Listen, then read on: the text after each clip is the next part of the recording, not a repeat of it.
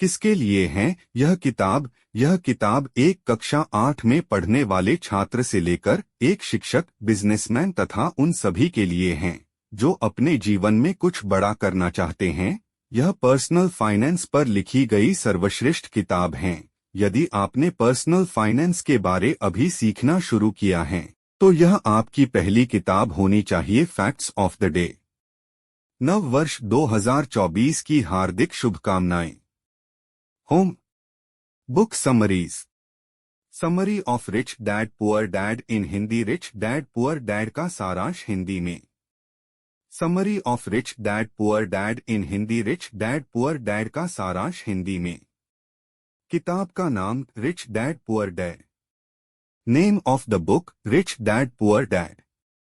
लेखक Shri Robert T शूने Kiyosaki.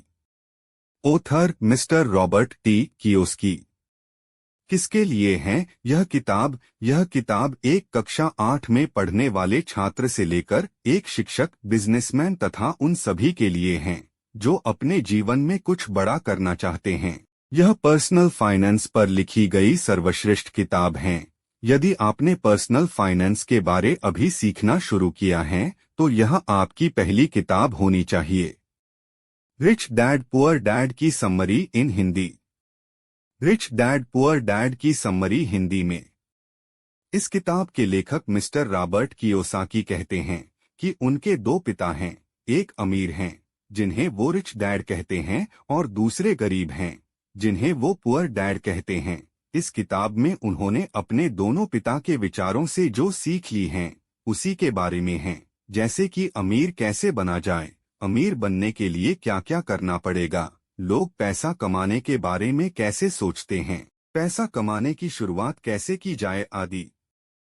यह किताब लोगों के अंदर फाइनेंशियल अवेयरनेस, आर्थिक जागरूकता पैदा करेगी। आइए इस किताब की समरी देखते हैं। लेखक के एक पिता बहुत ही पढ़े लिखे थे।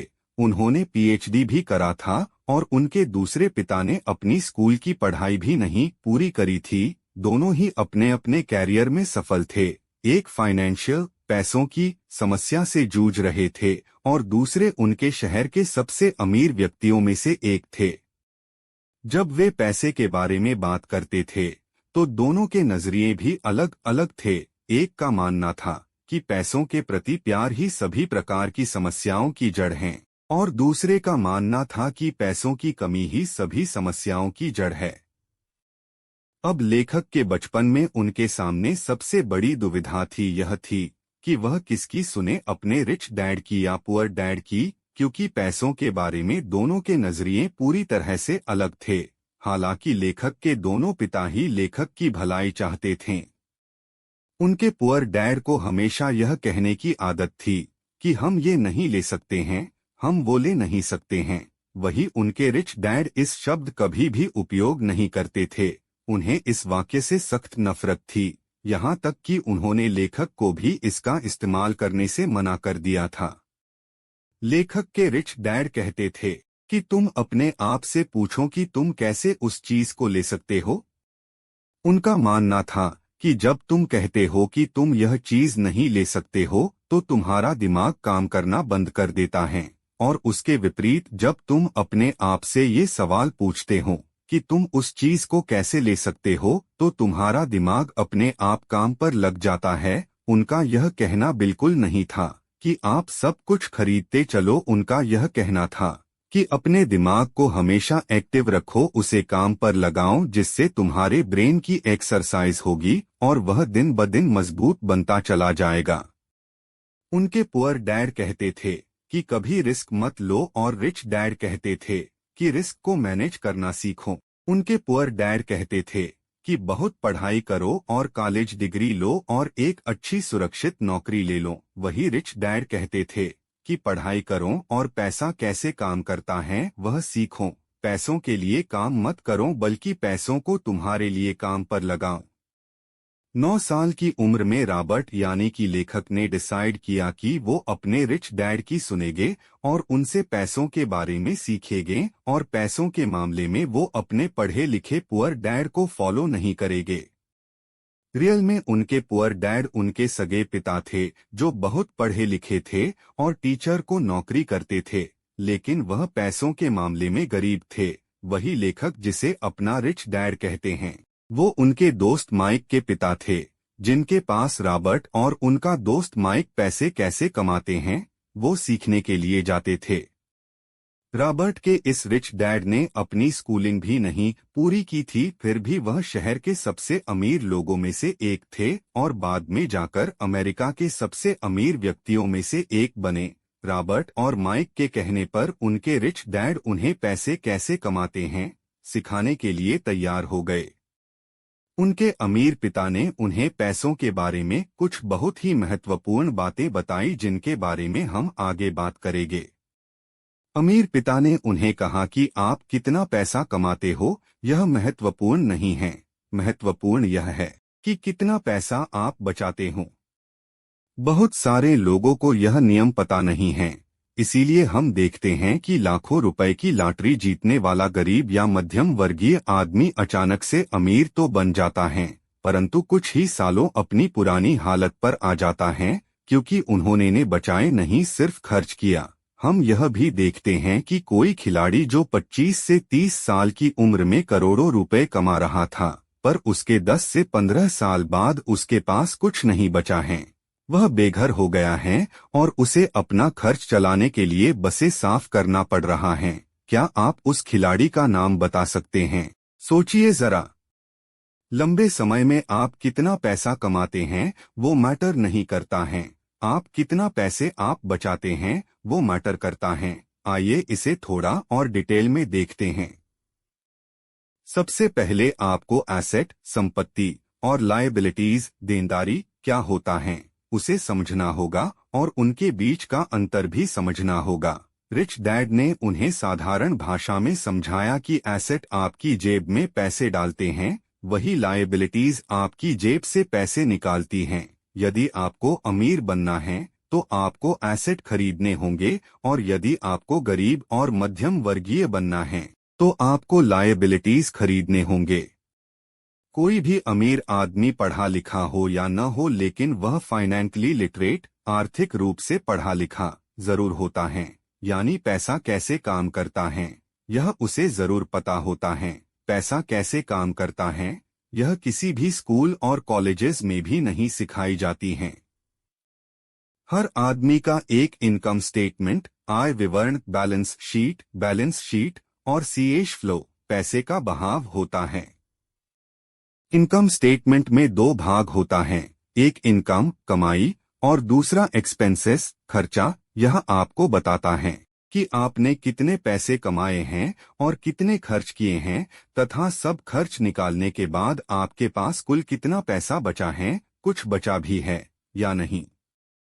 बैलेंस शीट में भी दो भाग होते हैं, एक एसेट संपत्ति और दूसरी लायबिलिटीज देनदारी। आपके एसेट आपके लिए पैसा बनाते हैं, ये आपको पैसा कमा कर देते हैं, जैसे जमीन, शेयर मार्केट और बॉन्ड्स में लगाया गया पैसा, इंटेलेक्चुअल प्रॉपर्टी, बौद्धिक संपदा आदि। लायबिलिटीज का मतलब देनदारी, जैसे घर का या कार का लोन, क्रेडिट कार्ड का लोन आदि।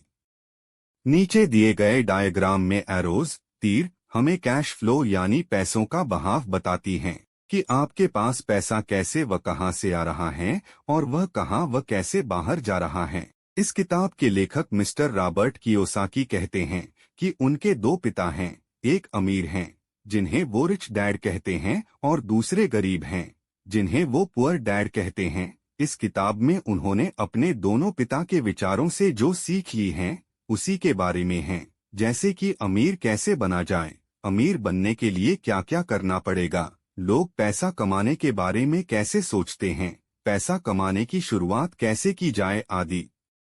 यह किताब लोगों के अंदर फाइनेंशियल अवेयरनेस, आर्थिक जागरूकता पैदा करेगी। आइए इस किताब की समरी देखते हैं। लेखक के एक पिता बहुत ही पढ़े लिखे थे, उन्होंने पीएचडी भी करा था और उनके दूसरे पिता ने अपनी स्कूल की पढ़ाई भी नहीं पूरी करी थी। दोनों ही अपने अपने कैरियर में सफल थे। एक फाइनेंशियल पैसों की समस्या से जूझ रहे थे और दूसरे उनके शहर के सबसे अमीर व्यक्तियों में से एक थे। जब वे पैसे के बारे में बात करते थे तो दोनों के नजरिए भी अलग अलग थे। एक का मानना था कि पैसों के प्रति प्यार ही सभी प्रकार की समस्याओं की जड़ है और दूसरे का मानना था कि पैसों की कमी ही सभी समस्याओं की जड़ है। अब लेखक के बचपन में उनके सामने सबसे बड़ी दुविधा थी यह थी कि वह किसकी सुने, अपने रिच डैड की या पुअर डैड की, क्योंकि पैसों के बारे में दोनों के नजरिए पूरी तरह से अलग थे। हालांकि लेखक के दोनों पिता ही लेखक की भलाई चाहते थे। उनके पुअर डैड को हमेशा यह कहने की आदत थी कि हम ये नहीं ले सकते हैं, हम वो ले नहीं सकते हैं। वही उनके रिच डैड इस शब्द कभी भी उपयोग नहीं करते थे। उन्हें इस वाक्य से सख्त नफरत थी, यहाँ तक कि उन्होंने लेखक को भी इसका इस्तेमाल करने से मना कर दिया था। लेखक के रिच डैड कहते थे कि तुम अपने आप से पूछो कि तुम कैसे उस चीज को ले सकते हो। उनका मानना था कि जब तुम कहते हो कि तुम यह चीज नहीं ले सकते हो तो तुम्हारा दिमाग काम करना बंद कर देता है, और उसके विपरीत जब तुम अपने आप से ये सवाल पूछते हो कि तुम उस चीज को कैसे ले सकते हो तो तुम्हारा दिमाग अपने आप काम पर लग जाता है। उनका यह कहना बिल्कुल नहीं था कि आप सब कुछ खरीदते चलो, उनका यह कहना था कि अपने दिमाग को हमेशा एक्टिव रखो, उसे काम पर लगाओ, जिससे तुम्हारे ब्रेन की एक्सरसाइज होगी और वह दिन ब दिन मजबूत बनता चला जाएगा। उनके पुअर डैड कहते थे कि कभी रिस्क मत लो और रिच डैड कहते थे कि रिस्क को मैनेज करना सीखो। उनके पुअर डैड कहते थे कि बहुत पढ़ाई करो और कॉलेज डिग्री लो और एक अच्छी सुरक्षित नौकरी ले लो। वही रिच डैड कहते थे कि पढ़ाई करो और पैसा कैसे काम करता है वह सीखो। पैसों के लिए काम मत करो बल्कि पैसों को तुम्हारे लिए काम पर लगाओ। 9 साल की उम्र में रॉबर्ट यानी कि लेखक ने डिसाइड किया कि वो अपने रिच डैड की सुनेंगे और उनसे पैसों के बारे में सीखेंगे और पैसों के मामले में वो अपने पढ़े लिखे पुअर डैड को फॉलो नहीं करेंगे। रियल में उनके पुअर डैड उनके सगे पिता थे जो बहुत पढ़े लिखे थे और टीचर को नौकरी करते थे, लेकिन वह पैसों के मामले में गरीब थे। वही लेखक जिसे अपना रिच डैड कहते हैं वो उनके दोस्त माइक के पिता थे, जिनके पास रॉबर्ट और उनका दोस्त माइक पैसे कैसे कमाते हैं वो सीखने के लिए जाते थे। रॉबर्ट के इस रिच डैड ने अपनी स्कूलिंग भी नहीं पूरी की थी, फिर भी वह शहर के सबसे अमीर लोगों में से एक थे और बाद में जाकर अमेरिका के सबसे अमीर व्यक्तियों में से एक बने। रॉबर्ट और माइक के कहने पर उनके रिच डैड उन्हें पैसे कैसे कमाते हैं सिखाने के लिए तैयार हो गए। उनके अमीर पिता ने उन्हें पैसों के बारे में कुछ बहुत ही महत्वपूर्ण बातें बताई जिनके बारे में हम आगे बात करेंगे। अमीर पिता ने उन्हें कहा कि आप कितना पैसा कमाते हो यह महत्वपूर्ण नहीं है, महत्वपूर्ण यह है कि कितना पैसा आप बचाते हो। बहुत सारे लोगों को यह नियम पता नहीं है, इसीलिए हम देखते हैं कि लाखों रुपए की लॉटरी जीतने वाला गरीब या मध्यम वर्गीय आदमी अचानक से अमीर तो बन जाता है, परंतु कुछ ही सालों अपनी पुरानी हालत पर आ जाता है क्योंकि उन्होंने ने बचाए नहीं सिर्फ खर्च किया। हम यह भी देखते हैं कि कोई खिलाड़ी जो 25 से 30 साल की उम्र में करोड़ों रुपए कमा रहा था, पर उसके 10 से 15 साल बाद उसके पास कुछ नहीं बचा है, वह बेघर हो गया है और उसे अपना खर्च चलाने के लिए बसें साफ करना पड़ रहा है। क्या आप उस खिलाड़ी का नाम बता सकते हैं? सोचिए जरा। लंबे समय में आप कितना पैसा कमाते हैं वो मैटर नहीं करता है, आप कितना पैसे आप बचाते हैं वो मैटर करता है। आइए इसे थोड़ा और डिटेल में देखते हैं। सबसे पहले आपको एसेट, संपत्ति और लायबिलिटीज, देनदारी क्या होता है उसे समझना होगा और उनके बीच का अंतर भी समझना होगा। रिच डैड ने उन्हें साधारण भाषा में समझाया कि एसेट आपकी जेब में पैसे डालते हैं, वही लायबिलिटीज आपकी जेब से पैसे निकालती हैं। यदि आपको अमीर बनना है तो आपको एसेट खरीदने होंगे और यदि आपको गरीब और मध्यम वर्गीय बनना है तो आपको लायबिलिटीज खरीदने होंगे। कोई भी अमीर आदमी पढ़ा लिखा हो या न हो लेकिन वह फाइनेंशियली लिटरेट, आर्थिक रूप से पढ़ा लिखा जरूर होता है, यानी पैसा कैसे काम करता है यह उसे जरूर पता होता है। पैसा कैसे काम करता है, यह किसी भी स्कूल और कॉलेजेस में भी नहीं सिखाई जाती हैं। हर आदमी का एक इनकम स्टेटमेंट, आय विवरण, बैलेंस शीट और कैश फ्लो, पैसे का बहाव होता है। इनकम स्टेटमेंट में दो भाग होता है, एक इनकम कमाई और दूसरा एक्सपेंसेस खर्चा। यह आपको बताता है कि आपने कितने पैसे कमाए हैं और कितने खर्च किए हैं तथा सब खर्च निकालने के बाद आपके पास कुल कितना पैसा बचा है, कुछ बचा भी है या नहीं। बैलेंस शीट में भी दो भाग होते हैं, एक एसेट संपत्ति और दूसरी लायबिलिटीज देनदारी। आपके एसेट आपके लिए पैसा बनाते हैं, ये आपको पैसा कमा कर देते हैं, जैसे जमीन, शेयर मार्केट और बॉन्ड्स में लगाया गया पैसा, इंटेलेक्चुअल प्रॉपर्टी, बौद्धिक संपदा आदि। लायबिलिटीज का मतलब देनदारी, जैसे घर का या कार का लोन, क्रेडिट कार्ड का लोन आदि। नीचे दिए गए डायग्राम में एरोज, तीर, हमें कैश फ्लो यानी पैसों का बहाव बताती हैं कि आपके पास पैसा कैसे व कहां से आ रहा है और वह कहां व कैसे बाहर जा रहा है। गरीब आदमी का कैश फ्लो। गरीब आदमी का कैश फ्लो कुछ ऊपर डायग्राम जैसे होता है। मतलब गरीब आदमी के पास कमाई का स्रोत सिर्फ वेतन होता है।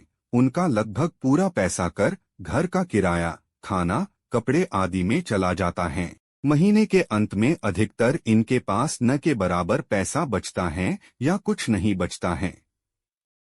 अब गरीब आदमी की बैलेंस शीट देखते हैं। गरीब आदमी का एसेट्स का कॉलम हमेशा खाली रहता है। वह इसलिए होता है क्योंकि उनके पास महीने के अंत में कुछ नहीं बचता है। यदि बचता भी है तो वह उसे एसेट्स में नहीं लगाते हैं, बल्कि वह उसे टेलीविजन आदि जैसे मनोरंजन साधन खरीदने में खर्च कर देते हैं। ऐसा इसलिए होता है क्योंकि उन्हें किसी ने एसेट्स के बारे किसी ने बताया नहीं होता, न ही स्कूल में, न माँ बाप ने और न ही दोस्तों ने। लायबिलिटीज वह खरीद नहीं पाते हैं क्योंकि उनके पास उतने पैसे बचते ही नहीं हैं। आइए अब मध्यम वर्ग के आदमी का कैश फ्लो देखते हैं। मध्यम वर्ग के आदमी का कैश फ्लो। मध्यम वर्गीय लोगों का एक सेट पैटर्न होता है। जिनकी जल्दी में शादी हुई है, वह पहले किसी नए शहर में किराए पर रहने लगते हैं, फिर खुद का नया घर लेने के बारे में सोचते हैं और नया घर लेने के बाद वह फर्नीचर लेते हैं। फिर जैसे जैसे इनकी आय बढ़ती जाती है, वह वैसे वैसे वो कार और कुछ दूसरा सामान लेने लगते हैं। फिर उनका लायबिलिटीज का column home loan, car loan आदि से भर जाता है। इसके बाद लोन की किस्तों के वजह से उनका खर्चा बढ़ता है और उनकी पूरी सैलरी उनके मासिक खर्चे में ही चली जाती है। इस प्रकार उनका पूरा एसेट्स का कॉलम खाली ही रह जाता है। आइए अब अमीर आदमी का कैश फ्लो देखते हैं। अमीर आदमी का कैश फ्लो। अमीर आदमी के एसेट उनके लिए पैसा कमाते हैं। लेखक के गरीब पिता का लगभग सारी सैलरी उनके मासिक खर्चे में ही चली जाती थी और उनके अमीर पिता कई सालों से एसेट में पैसा लगा रहे थे, जिसके कारण उनका एसेट कॉलम उनकी लायबिलिटीज से बहुत बड़ा हो चुका था, जो अब उनके एसेट उनके खर्चे से ज्यादा पैसे बना रहे थे। लेखक के अमीर पिता भले ही पढ़े लिखे नहीं थे, लेकिन वह पूरी तरह से फाइनेंशियली लिटरेट थे और पैसा काम कैसे करता है उन्हें यह बहुत ही अच्छी तरह से पता था। चाहे आदमी गरीब हो या अमीर, उसे पैसे तो कमाना आता है, लेकिन उसे पैसे को मैनेज करना नहीं आता है। उन्हें बहुत हार्ड वर्क करना तो आता है, लेकिन अपने पैसों से हार्ड वर्क करवाना नहीं आता है। वह बस खुद ही काम करते रहते हैं, अपने पैसों को काम पर नहीं लगाते हैं। जैसे जैसे उनकी कमाई बढ़ती है, उसी के अनुपात में उनके खर्चे भी बढ़ते रहते हैं और उन्हें लगता है कि ज्यादा पैसे आने से उनकी सारी समस्या का समाधान हो जाएगा, इसलिए वो लगातार अपनी सैलरी बढ़ाने के लिए मेहनत करते रहते हैं, चाहे उनका वेतन कितना भी बढ़ जाए, और उनकी आर्थिक समस्या कभी खत्म नहीं होती है। वह यह कभी नहीं समझते हैं कि उनकी असली समस्या यह है कि उनके पास जो पैसा है उसे वह खर्च कैसे कर रहे हैं, उसका उपयोग कैसे कर रहे हैं। और यह समस्या फाइनेंशियल इलिटरेसी की वजह से है। सबसे पहली बात जो आपको माननी चाहिए वह यह है कि सबसे पहले खुद को पे करो। जो भी पैसा आप कमाते हैं उसमें से कुछ हिस्सा अपने लिए रखो, यानी कि अपने लिए पैसे बचाओ और उन बचे हुए पैसों से ऐसे एसेट खरीदो जो आपके लिए पैसा बना सके, यानी आपको पैसा कमा कर दे सके।